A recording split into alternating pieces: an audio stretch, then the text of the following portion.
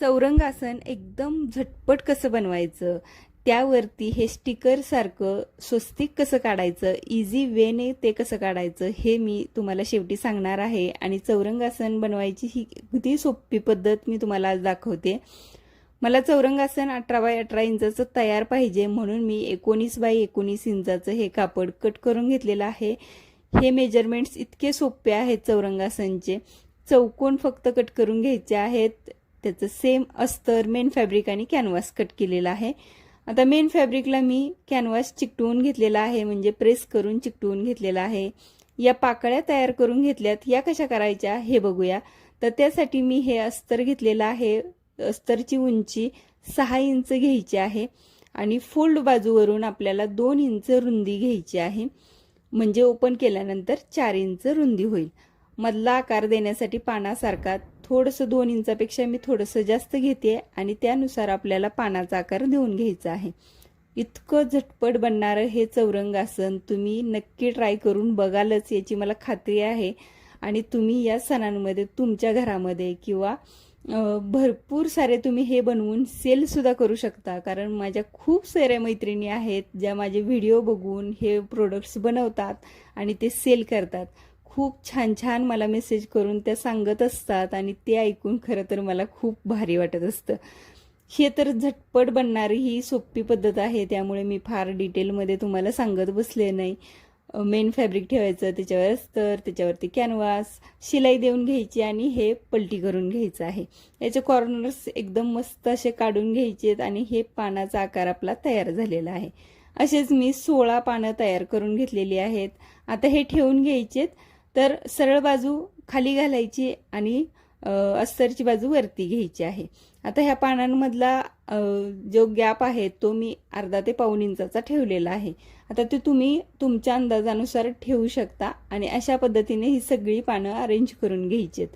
याला पिना लावून घ्यायच्या आहेत, म्हणजे प्रत्येक पान जागची जागी राहील आणि आपण शिलाई छान करू शकतो. तर त्यातली एक पाकळी मी काढून घेतलेली आहे आणि ती का काढायची तर ते सांगतेच. त्याआधी आपण हे अस्तर टाकून घेऊया त्याच्यावरती.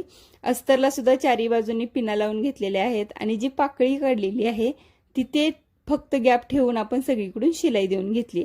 आता त्या गॅपमधून आपल्याला हे कापड पलटी करून घ्यायचंय. खूप सारे सण सलग येणारच आहेत.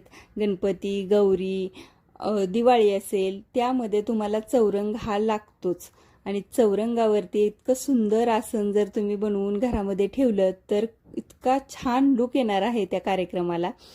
आता हे पलटी केल्यानंतर सगळे कॉर्नर्स मी व्यवस्थित बाहेर काढलेत आणि जो गॅप ठेवला होता त्यामध्ये ही पाकळी अशा पद्धतीने घालायची आणि वरून शिलाई देऊन घ्यायची आहे. इतकं सोपं आहे. हे बेसिक चौरंगासन तयार झालेलं आहे. आता इथून पुढचा जो आहे तो सगळा डेकोरेशन पार्ट आहे, तो आपल्या आपल्या आवडीप्रमाणे करू शकता. मी इथे समोसा लेस लावून घेतलेली आहे.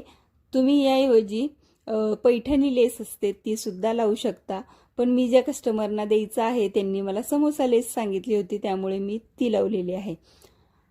पानांवरती मी येलो कलरची दोरी लावून घेणार आहे. कोणतीही लेस वापरत नाहीये मी, दोरी लावते. त्याच्यावरून आपण शिलाई देऊन घेणार आहोत. इतकी नाजूक अशी ही दोरी, इतकी सुंदर दिसते.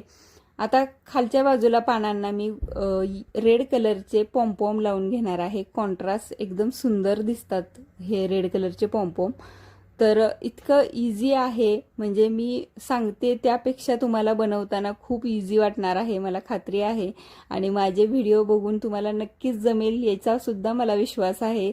मी प्रत्येक गोष्ट डिटेलमध्ये सांगण्याचा प्रयत्न करत असते, जेणेकरून कोणताही प्रॉब्लेम तुम्हाला येऊ नये. पण तरीही तुम्हाला काहीही प्रॉब्लेम आला तर तुम्ही मला कमेंट करून नक्की विचारू शकता. आता आपल्याला चौरंगावरती स्वस्तिक काढायचंय, ते सुद्धा स्टिकर सारखं, जसे स्टिकर मिळतात त्या पद्धतीने. तर चौरंगाचा मध्ये घ्यायचा आहे आणि तिथून वरती 3 इंच, खाली 3 इंच आणि अर्धा इंचाचा गॅप ठेवून आपल्याला आणखी एक सेम लाईन घ्यायची आहे. तशाच पद्धतीने आडव्या बाजूला सुद्धा 3 इंच 3 इंच असं करत लाईन घ्यायची आहे, म्हणजे 6 इंचाची लाईन. आणि सेम अर्धा इंचाचा गॅप ठेवून आपण परत आणखी एक 6 इंचाची लाईन घेणार आहोत. असं उभ्या पद्धतीने सुद्धा मी 3 इंचाची लाईन आणि दुसरी अर्धा इंचावरती 3 इंचाची लाईन घेतलेली आहे. आणि याच पद्धतीने हे स्वस्तिक काढून घ्यायचंय. या बाजूच्या लाईन्स आहेत या सुद्धा आपल्याला सेम पाव इंचाचा मी गॅप ठेवलेला आहे त्यामध्ये. या लाईन्सना काय म्हणतात नक्की ते मला प्लीज कमेंट करून नक्की सांगा. तुमच्यामुळे मला सुद्धा या लाईन्सना काय बोलतात हे मला माहिती होईल. कोणाकोणाला माहिती आहे त्यांनी प्लीज मला कमेंटमध्ये या लाईन्सना बाजूच्या काय म्हणतात ते कमेंट करून नक्की सांगा. आता या स्वस्तिक काढून झाल्यानंतर जेव्हा आपण आउटलाईन्स काढून घेतो तेव्हा इझिली तुम्ही ॲक्रेलिक कलर वापरून हे ड्रॉ करू शकता, कलर करू शकता. तुम्हाला जर हे सगळं ॲक्रेलिक कलर न वापरता जर स्वस्तिक काढायचं असेल तर सिंपल तुम्ही लेस वापरून स्वस्तिक काढू शकता. पण त्यासाठी सुद्धा अशा पद्धतीचे जर आउटलाईन तुम्ही बनवून घेतल्या तर तुम्हाला हे इझी जाईल. तर मी पहिल्यांदा व्हाईट कलरने हे सगळं स्वस्तिक आहे, साईडच्या दोन दोन लाईन आहेत त्या करून घेतल्यात आणि ते सुकल्यानंतर प्रॉपर सुकल्यानंतर त्याच्यावरती मी येलो कलर देऊन घेते. तुम्ही तुमच्या आवडीप्रमाणे इथे कलर कॉम्बिनेशन यूज करू शकता. तुम्ही कंप्लीट व्हाईट कलरचं स्वस्तिक सुद्धा ठेवू शकता. पण मी या पर्पल फॅब्रिकवरती येलो जास्त छान दिसेल, उठून दिसेल म्हणून मी येलो देते. आणि सेम आपण जे आउटलाईन्स करून घेतले होते त्यानुसार जर तुम्ही हे स्वस्तिक बनवलं तर इतकं सुंदर प्रॉपर तुम्ही मार्केटमधून जे स्टिकर मागवतात त्या पद्धतीचं हे स्वस्तिक तयार होईल. आणि इतकं झटपट हे स्वस्तिक आणि हे चौरंगासन बनवलेलं आहे. तर तुम्हाला हे सगळं कसं वाटलं हे प्लीज मला कमेंट करून नक्की सांगा. आणि या पुढचा जो व्हिडिओ असेल तो तुम्हाला काय बघायला आवडेल ते सुद्धा प्लीज मला कमेंट करून नक्की सांगा. आणि हा वेळ काढून व्हिडिओ माझा शेवटपर्यंत पाहिला त्याबद्दल खूप खूप धन्यवाद.